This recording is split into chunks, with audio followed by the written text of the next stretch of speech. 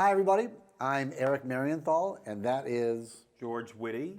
And we are at ArtistWorks World Headquarters based in Napa, beautiful Napa, California. I believe we call it the ArtistWorks Tower. Oh, yes, we're on the 44th floor. Of the ArtistWorks Tower. Yes. And if you have any questions about what we just said, where we are, you can read it on my tea mug here. Is it over there? It is. That's right. So, cheers. Okay, so we're here to answer some questions about the 5 most asked questions about jazz music. On Google.com. And number 1 is, what is jazz music? Take it away, George. Okay, well, there's a couple schools of thought on this, one of which is that jazz is a very narrowly defined thing that usually has a walking acoustic bass and a drummer playing ding, ding, da ding, ding, da ding at some speed or another, or else kind of a patented Latin drum feel. People improvising over it is definitely an aspect that kind of defines jazz. There's a song that's the basis for, sets up the whole thing, and then you improvise over it. But to me, the whole idea of casting jazz as a museum piece that we have to preserve is antithetical to the whole concept of jazz, which to me is exploring new sounds. So to a lot of people, what they think of as jazz, narrowly defined, stopped as soon as we introduced electronic instruments into it, or as soon as we started improvising over different sorts of grooves and so forth. But I disagree. I think that Weather Report was a great expansion of the universe of jazz, because every song had its own, not just original solos, but a brand new feel and brand new harmony and so forth. So roughly, I would say jazz is a music defined by a lot of improvisation. We don't ever even play the melody the same way twice. But to me, it's also like an exploring, expanding music, that the more new stuff, either sounds, grooves, soloing ideas, whatever, the better. I always think of it as sort of the melting pot of music. It's kind of the United States of America of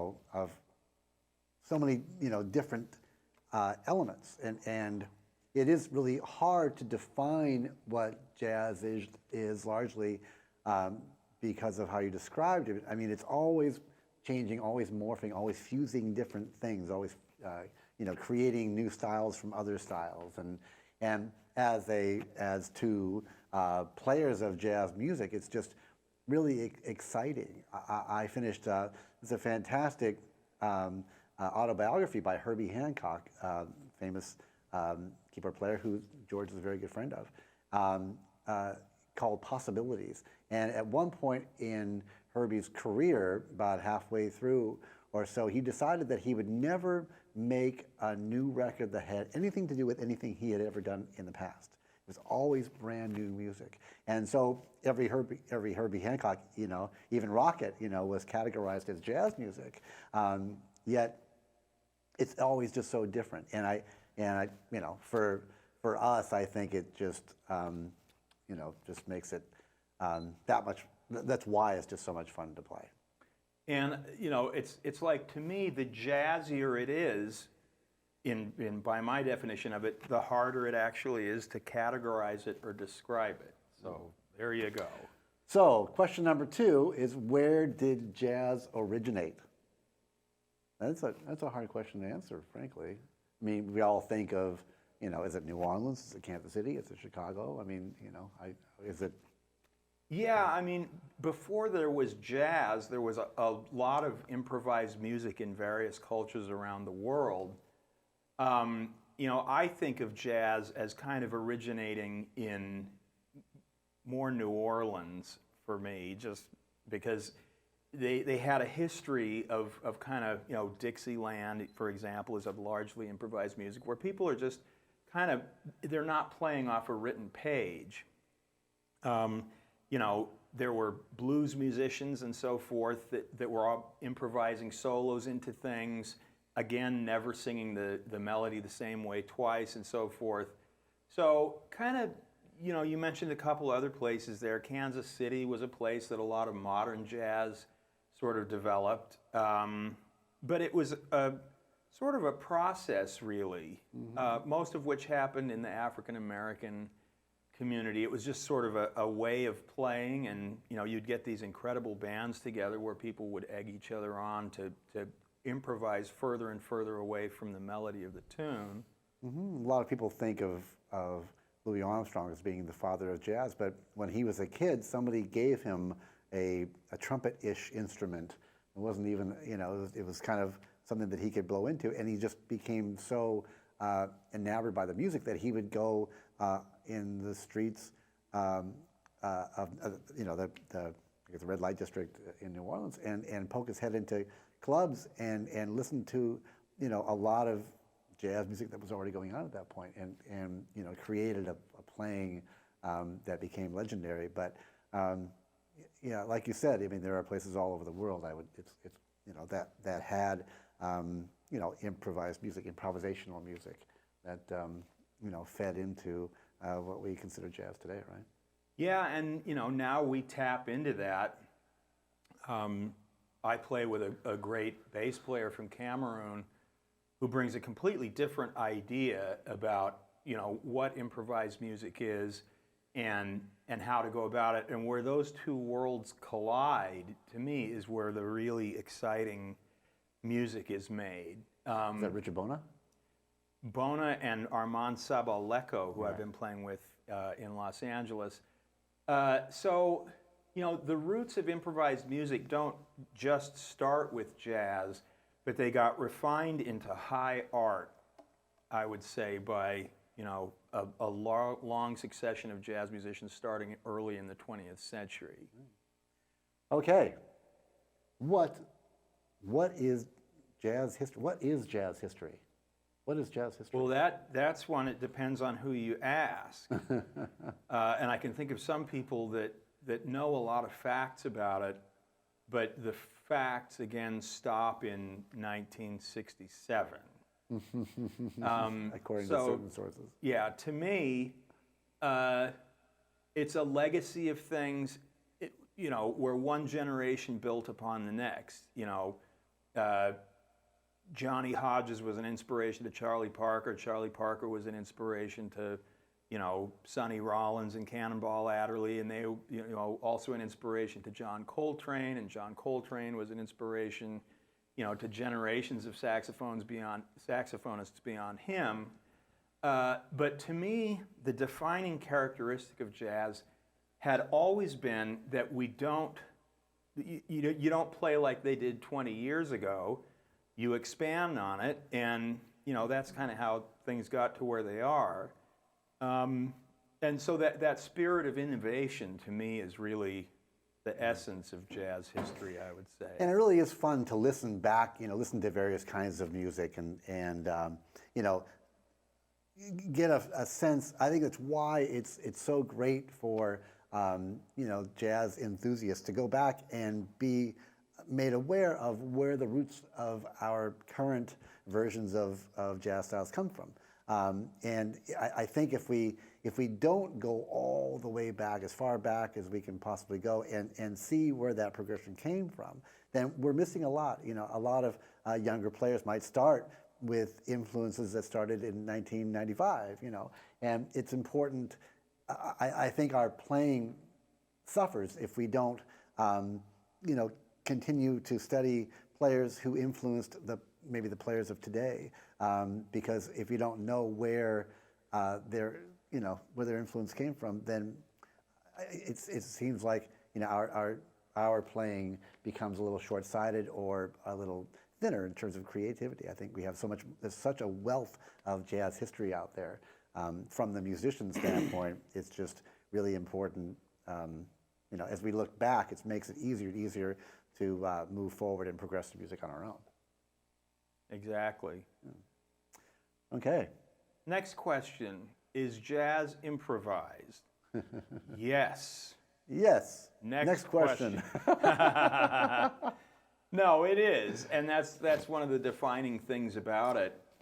You know, if you think about Miles Davis at the Plugged Nickel, to me that's a band that kind of had a commitment that they weren't going to do it the same way night after night. There's even a couple tunes that they repeat. It's like a 6 CD box set.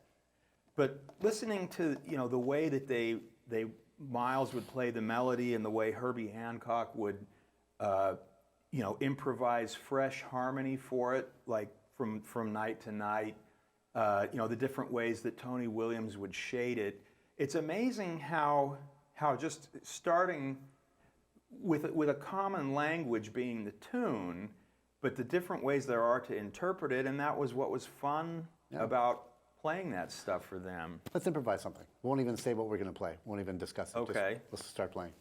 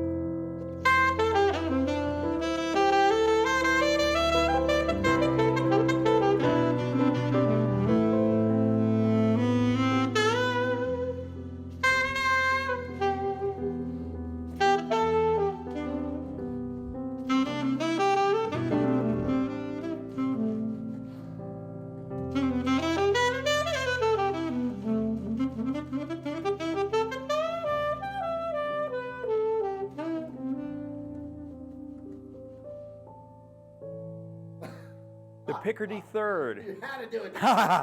Well, we can't leave him on that dark note. Yeah, I mean, Yeah, that jazz was- is communication. Jazz is it's spontaneous. It's improvisation. It's now. It's being in the present moment. Listening. It's communication. It's listening to each other. From adding rhythm, adding, creating melodies and harmonically, joining each other. And it's the joined. ultimate communicative art. Because if you think about what's involved in taking in all this information from other musicians, having your own role to play, and sort of synthesizing all of that into the right contribution to a beautiful joint performance, it's quite a thing. What do we call that, by the way? How about forget George's song?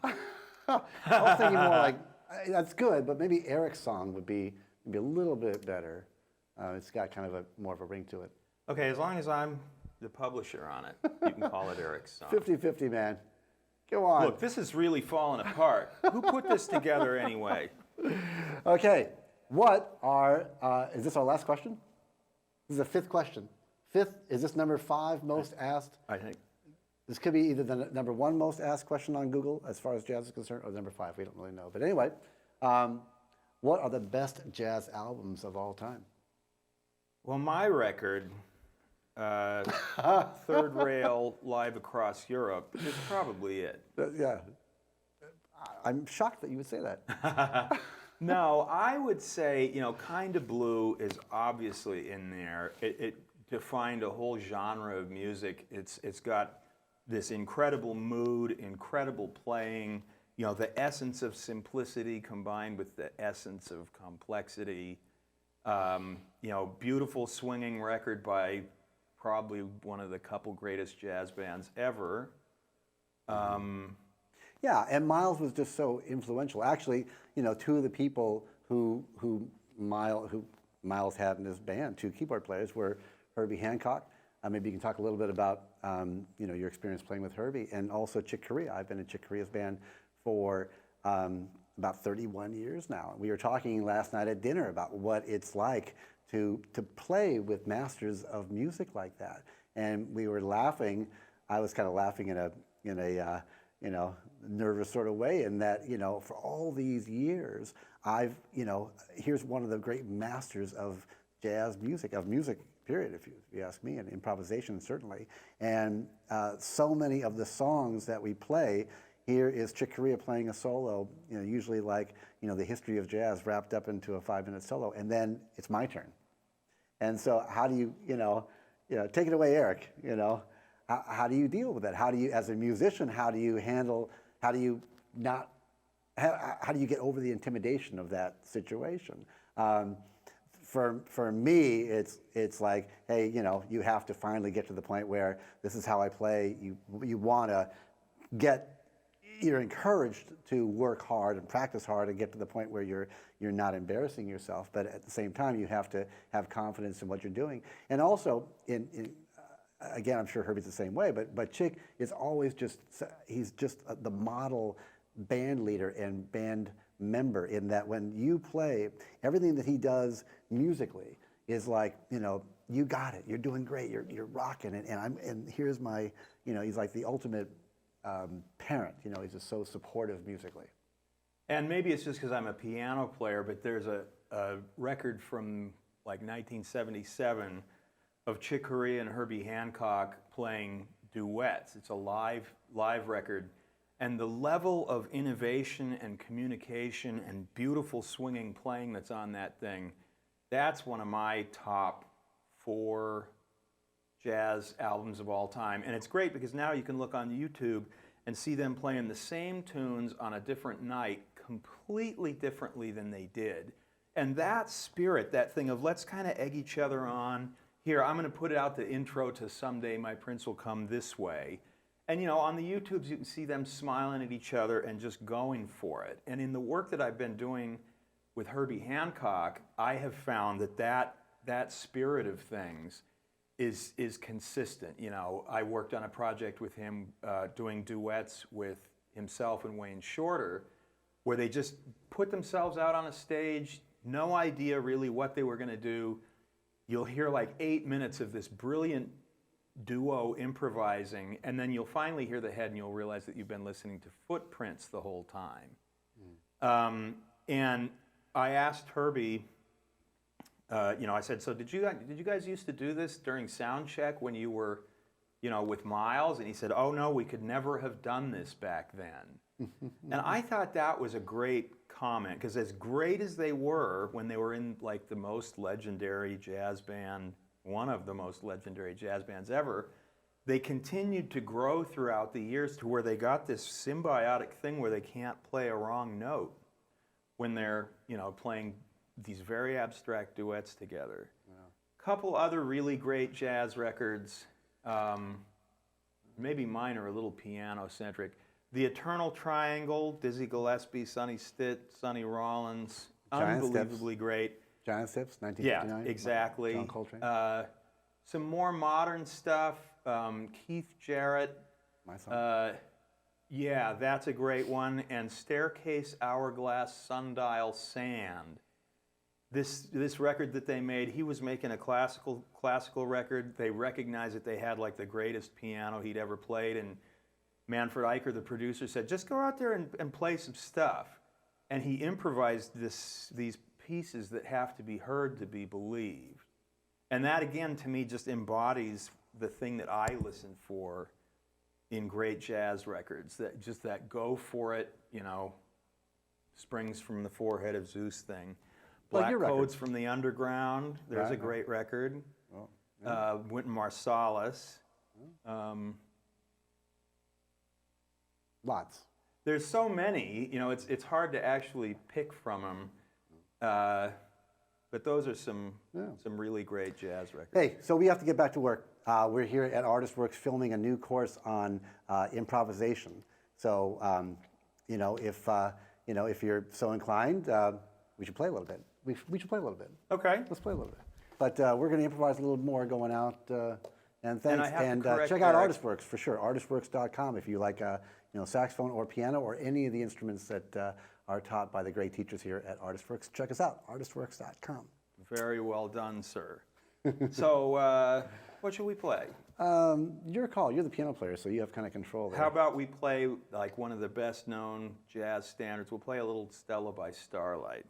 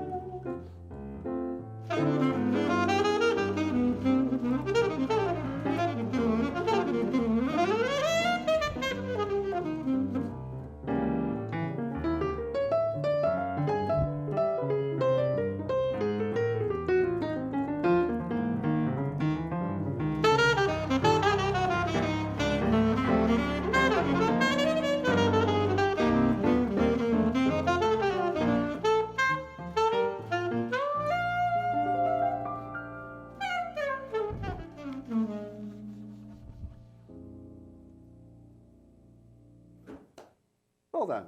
Cool. See you at ArtistWorks.